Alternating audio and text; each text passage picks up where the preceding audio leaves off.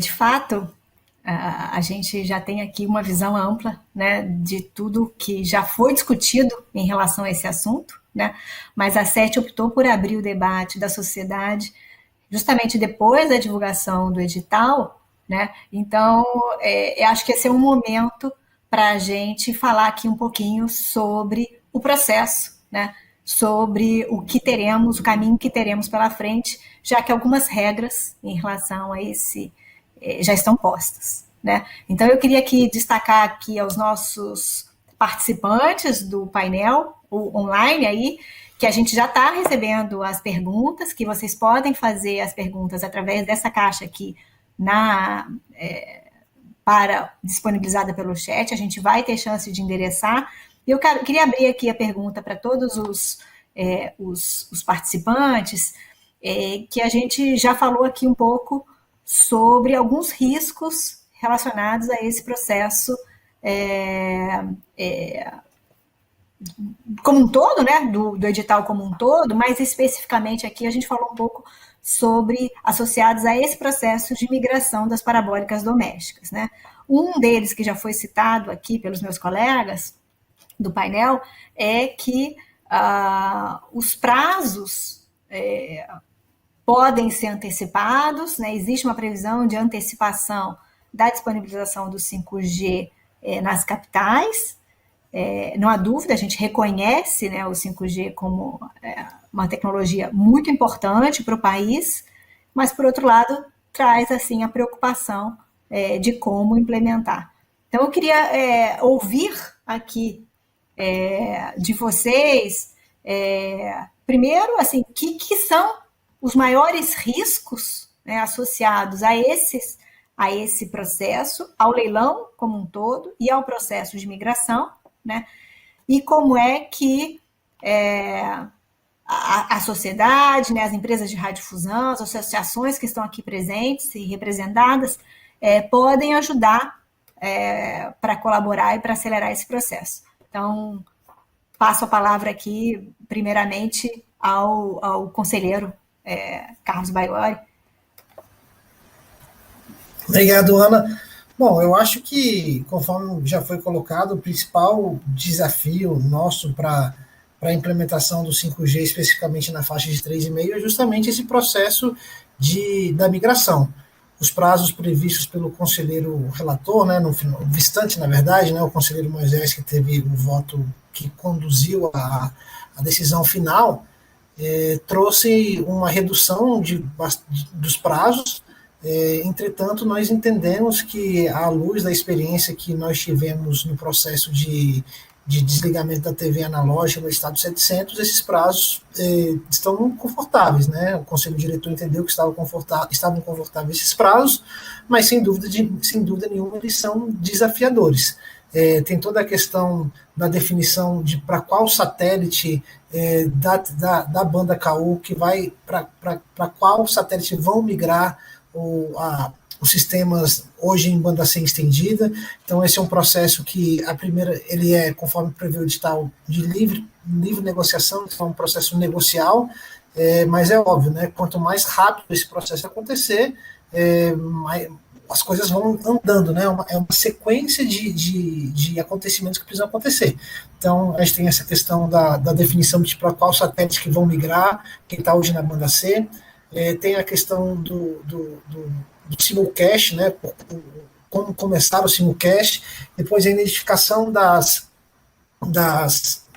famílias que vão receber, toda a parte de comunicação da EAF para que essas famílias vão receber os seus kits em KU.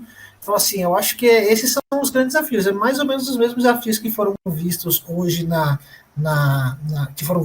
foram vistos na EAD, no processo de migração 700, mas conforme colocou o nosso colega Abraão aí, com alguma maior complexidade. As TVROs, a gente não tem muito controle de onde elas estão. É um tipo de equipamento que não exige qualquer tipo de registro na Anatel, então a gente não sabe exatamente onde estão os usuários da TVRO. Então, vai ser necessário todo um processo de comunicação antes para garantir que aqueles que têm direito a receber fiquem sabendo que têm direito a receber, e também imaginar um processo posterior. Alguém que não receber, que tinha direito a receber, era elegível a receber o kit KU, não o recebeu, não tem mais o sinal, como é que ele pode buscar esse kit? Então, acho que esses são os principais desafios. O principal desafio é garantir que as famílias brasileiras que têm acesso pela banda C continuem tendo acesso à comunicação, ao acesso ao conteúdo, à radiodifusão pública aberta. Enfim, eu acho que esse é o principal desafio, porque a gente tem, eu já falei isso num outro evento, a gente tem um serviço 5G, que é um serviço de ponta, uma plataforma tecnológica para desenvolvimento do Brasil, desenvolvimento mas ao mesmo tempo a gente tem famílias carentes que estão penduradas na banda C, como muitas vezes como única forma de acesso à comunicação, e a gente não pode ir para o futuro da inovação tecnológica abandonando essas famílias no passado. Então, eu acho que o maior desafio é como conjugar esses dois objetivos da política pública, ao mesmo tempo trazer a melhor tecnologia para o consumidor, em termos de tecnologia do 5G, né, tecnologia celular, mas ao mesmo tempo garantindo o acesso das suas famílias elegíveis, famílias carentes elegíveis a receber os kits KU. Acho que esses são os principais desafios. Obrigado. Obrigada pela descrição do processo. Queria abrir aqui a comentários dos outros palestrantes e já deixo aqui aberta a palavra ao secretário Arthur para comentar sobre esses riscos aí associados ao leilão e ao processo de migração das parabólicas. Obrigado, Anisa. Acho que o conselheiro Baigorre foi bastante feliz na exposição panorâmica dos elementos mais importantes do processo. Minha leitura é bastante convergente com a que ele apresentou. Só faço a ressalva de que boa parte desses desafios serão enfrentados, mal ou bem, já foram enfrentados de maneira análoga no processo de digitalização da TV. Então, muito da curva de aprendizagem já foi vencida, né, alguns anos atrás, né, por meio do feito brilhantemente por todos que estavam aí no GERED e na EAD. De forma que o know-how já se adquiriu. É claro que existe sempre um desafio de ter informações mais ou menos precisas e ter uma boa comunicação com o público-alvo da política, né, para que seja possível efetivamente atender essas pessoas tempestivamente, substituir, né, os seus kits, as suas antenas parabólicas por kits da banda KU. Mas tirando esse processo, né, temos um caminho crítico, que é o que foi já falado também, que é a seleção do satélite ou dos satélites a serem, então, alvo da migração, né, satélites que operam em banda KU. Eu entendo que os prazos previstos no edital, como a própria Anatel já fez vários estudos, são não só plenamente factíveis, como ainda podem ser beneficiados de um trabalho imediato antes da instalação formal do GAISP, né, que seria o grupo responsável por isso. Quer dizer, antes mesmo desse grupo ser instalado, a partir do momento que a gente já tenha uma ideia dos vencedores da licitação, já é possível começar as conversas e os trabalhos para a implantação de todo esse processo. E eu tenho certeza que várias das associações já também iniciaram essas conversas e esses estudos para a gente ganhar tempo e fazer o trabalho da maneira mais rápida possível e da maneira mais eficiente possível.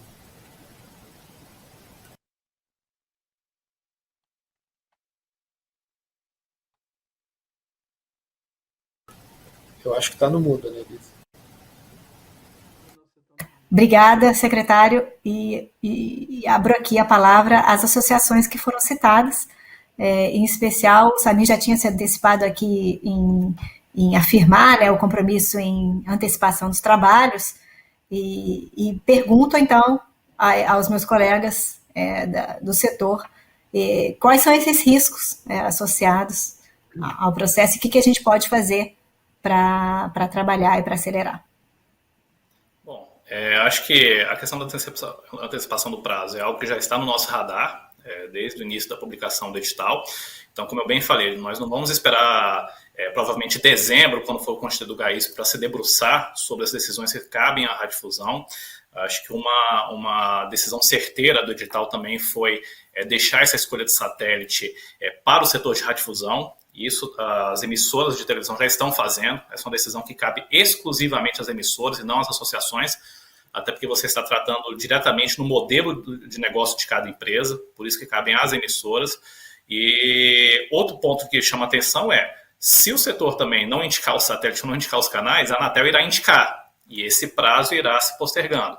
Então, quanto mais cedo a radiodifusão se preparar para ter madura decisão para qual satélite ou para quais satélites o sinal da banda C irá, e assim mesmo a indicação do canal, mais rápido a gente vai conseguir andar nesse cronograma. Outro ponto fundamental, por exemplo, constituição da EAF. A EAF somente vai a campo fazer pesquisa de preço após a constituição da empresa. E hoje, se a gente olha 2014, na época da constituição da EAD, nós temos um ambiente de negócio completamente diferente. O tempo de abertura de uma empresa hoje não é o mesmo que nós tínhamos no passado. Então, quanto mais cedo nós nos anteciparmos a constituir a EAF, fazer as indicações que cabem à radiodifusão, mais segurança nós teremos de que, de fato, nós teremos uma migração com segurança, ativando o 5G e o mais importante para nós, assegurando que nenhum brasileiro, principalmente do cadastro único, que é mais vulnerável, que depende desse sinal para ter acesso à cultura, à informação e entretenimento gratuitos, que ele não ficará para trás. Então, acho que a nossa grande missão é já nos debruçarmos sobre esses temas e não deixarmos para a última hora para tomarmos as decisões. Acho que outro ponto fundamental, olhando já o bem-sucedido trabalho do GIRET, alguns subgrupos técnicos foram criados no GIRET justamente para dar vazão e uma maior decisão nesses processos. Então, esses pontos também nós já podemos ir pensando, a partir de agora, que subgrupos são necessários serem constituídos para agilizar esse trabalho. Então, a radiodifusão, pelo menos do nosso lado da Bratel, a gente já se encontra debruçado sobre esses temas para a gente ter as decisões o mais rápido possível. Obrigada, Samir. Abraão, quer comentar? Sim. Bom, eu concordo com a visão de que temos um caminho de aprendizado, na realidade, já de conhecimento dado ao aprendizado oferecido pelo leilão dos 700. Por outro lado, né, com uma sequência de atividades maior e mais diversas. Mas também queria trazer em tela que a gente está vivendo um momento, eu diria, uma pressão de uma conjuntura atual que vem, de certa forma, e olha que num momento trazido pela crise, pela pandemia, mas que desencadeou uma série de acontecimentos e que alguns desses vêm somatizando para oferecerem algumas dificuldades. Eu diria e apontaria, inclusive, né, esta conjuntura que vem eventualmente obstaculizando ou travando ações e agendas, ela impõe novos desafios. E no momento que, aparentemente, no país, a gente vai num caminho, felizmente, né, de melhoria da expectativa com relação à pandemia, mas se a gente pensar, por exemplo, para a obtenção dos kits, né, a gente vem assistindo uma dificuldade, né, logística na disponibilização de insumos, né, a gente vê mais fortemente na indústria de automóveis, mas também na indústria de eletroeletrônicos, principalmente ligados a fornecimento de semicondutores. Ou seja, temos aí um panorama que não está somente na nossa mão, imaginando que o mundo todo vai andar fortemente, e essa é a nossa expectativa, mais do que isso, a torcida, né, de que vai andar fortemente num caminho de flexibilizar as ações de uma forma geral, tanto da indústria, né, como das diversas ações de mercado. Mas é um cuidado, sem dúvida, que a gente precisa estar muito atento e que talvez, né, sejamos impactados não necessariamente com uma oferta nossa para modificação do cenário. Por outro lado, também eu acho importante, positivo, e também trago aqui como reforço, é que temos aí do histórico das ações do passado a composição de grupos, e eu acho isto fundamental, a gente já ir tratando, né, para ter um foco mais preciso dos subgrupos, né, com, quem sabe até com um pouco mais de autonomia, mas com subgrupos que estejam mais focados neste tema, em particular estamos falando da migração das parabólicas, né, mais focados a este tema, com ações, com participantes, atores participantes mais especialistas possíveis, mas pelo menos mais relacionados ao tema, para darmos celeridade às tratativas e evitarmos eventuais ruídos ou idas e vindas, enfim. Essa observação quanto e importantíssimo, né, as lições aprendidas, né, do edital passado, eu acho fundamental. E essas seriam as colocações que eu deixaria como possibilidades de mitigação desses riscos, né? Primeiro, uma atenção grande para esta formação, e concordo plenamente com o Samir, tudo aquilo que pudermos irmos antecipando é fundamental e será amplamente muito bem-vindo, eu diria.